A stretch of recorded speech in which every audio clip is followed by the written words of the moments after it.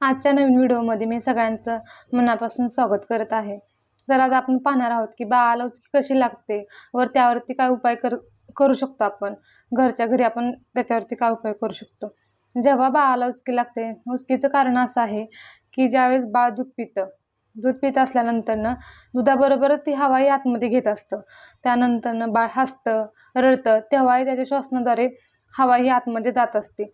अशा वेळी बाळाला उचकी लागते। उचकी लागल्यावर काही पालकांना, कारण नवीन पॅरेंट असतात ना, आई आणि वडील दोन्ही, त्यामध्ये घाबरून जातात। अशा वेळी न घाबरता आपल्या बाळासाठी त्यांनी काही उपाय केले पाहिजेत किंवा करायला पाहिजेत। तर अशा वेळी काय करायचं, बाळाला थोडंसं दूध पाजायचं, फिडिंग करायचं।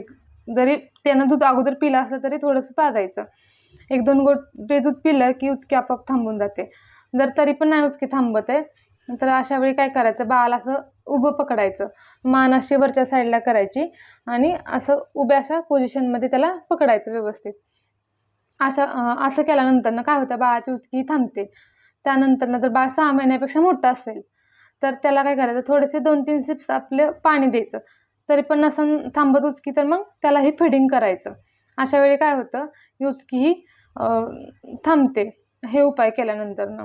त्यामुळे अशा वेळी घाबरून न जाता असे उपाय उचकीवरती करायचे। कारण जे आईला किंवा त्या नवीन पॅरेंट्सला ह्या गोष्टी माहीत नसतात, त्यामुळे पॅरेंट्स काय असतं पॅरेंट्सचं, ते घाबरून जातात।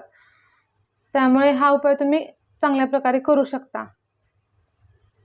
आवडल्यास नक्की लाईक करा, शेअर करा, सबस्क्राईब करा। तुमच्या कोणी मैत्रिणी असतील त्यांच्याकडे पाठवा, त्यांनाही या व्हिडिओची गरज पडू शकते। चलो बाय बाय।